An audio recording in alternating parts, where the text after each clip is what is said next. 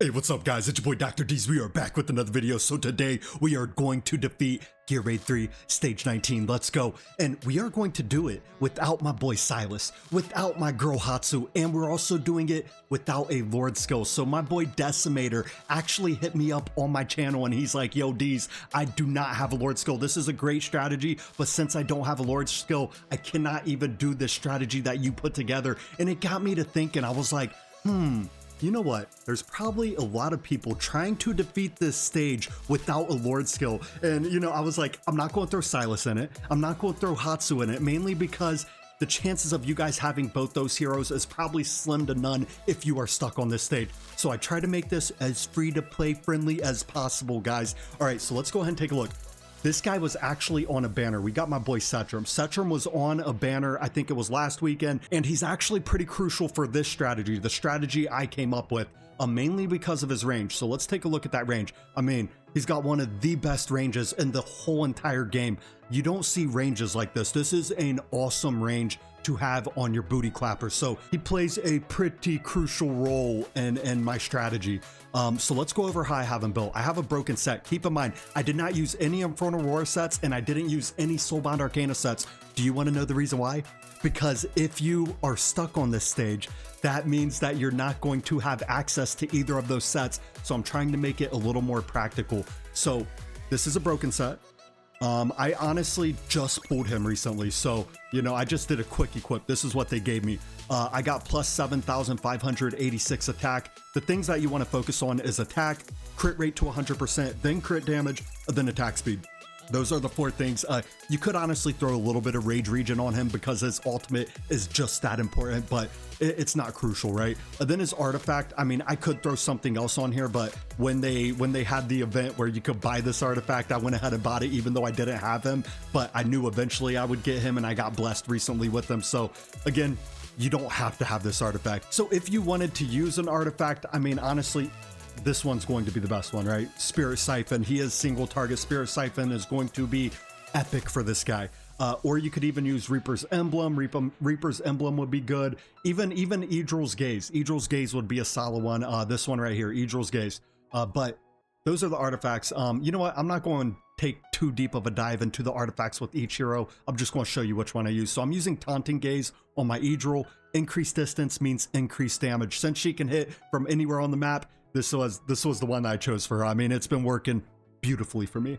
So this is how I have her built. I did the Night Terror set. Go ahead, read them a week. Bam, bam, bam. Basically, attack bonus, and crit rate.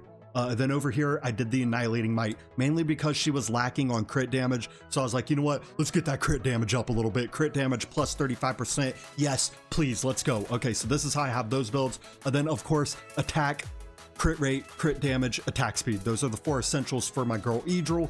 Honestly, a lot of booty clappers, those are going to be the four essentials you're going to need to focus on. Every once in a while, it changes to where you might want to focus on Rage Regen instead of attack speed. Or if you got like Kalina, the new hero out, you don't want any crit rate or crit damage because she can't crit rate. So then you're just focusing on attack speed. But I don't even know why I'm getting off subject. So let's go to the next booty clapper. So the three essential ones are Maul, Idril, and Setrum. Those are the three essentials. You're going to need these guys for this strategy.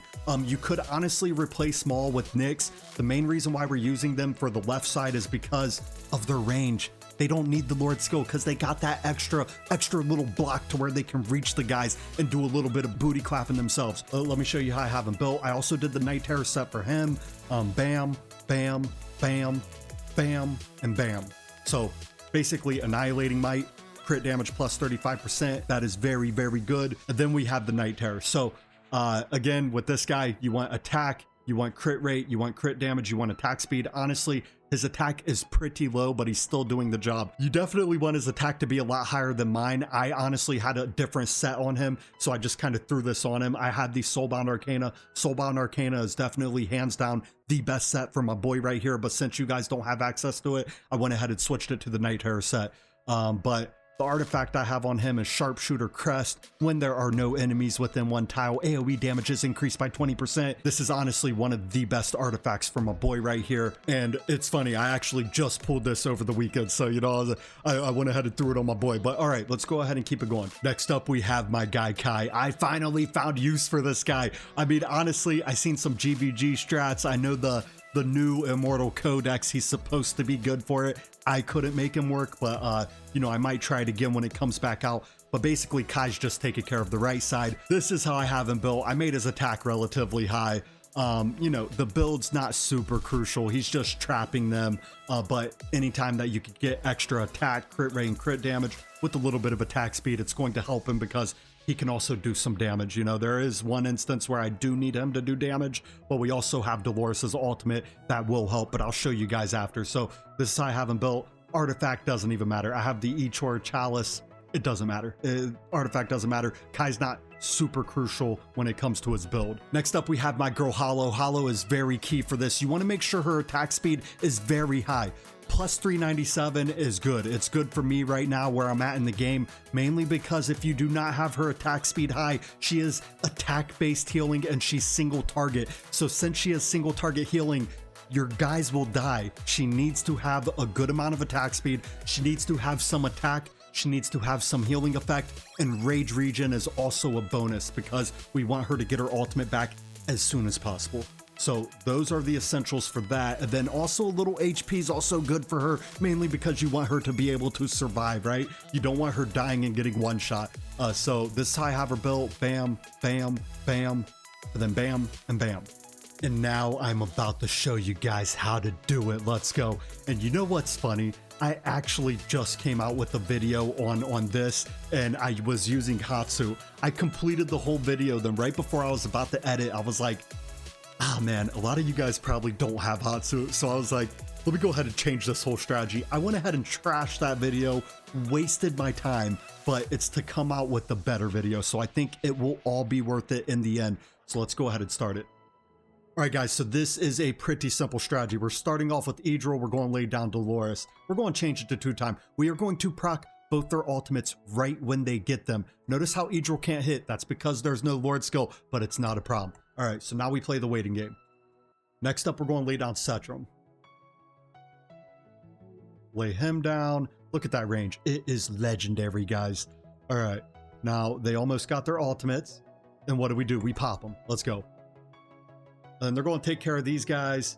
Boom, winner, winner, chicken dinner. All good to go. We're going to pop Setram's ultimate. We're going to lay down Hollow. Right when Hollow gets her ultimate, it's pretty key to pop it. We need to pop her ultimate right when she gets it. Boom, pop it. Let them get their ultimates back faster. We're going to lay down my boy Maul. She's going to start hitting Maul over here until we lay someone else down. I just put Autumn here just in case to give a little bit of heals. See, she hit Autumn instead. She always hits the last person laid down. Then we're going to lay down my guy Kai. My guy Kai right over here.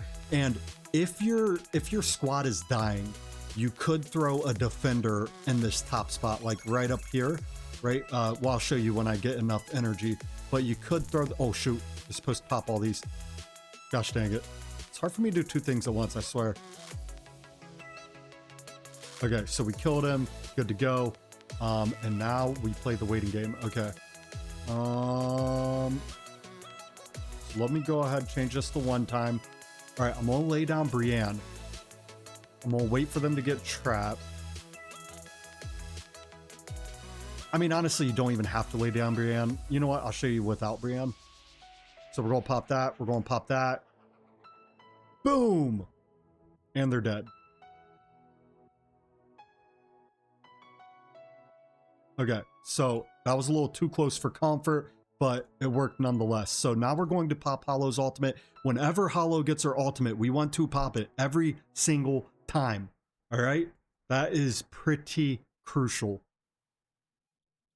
Also Setram. We want to pop Setram's ultimate, but we're going to wait for Dolores to get her ultimate. Pop Maul's ultimate, but Maul's honestly killing him without his ultimate. He's just the ultimate booty clapper. Okay, so now we are going to... Let's see. Pop it and pop it. And then basically she's going to start killing everybody.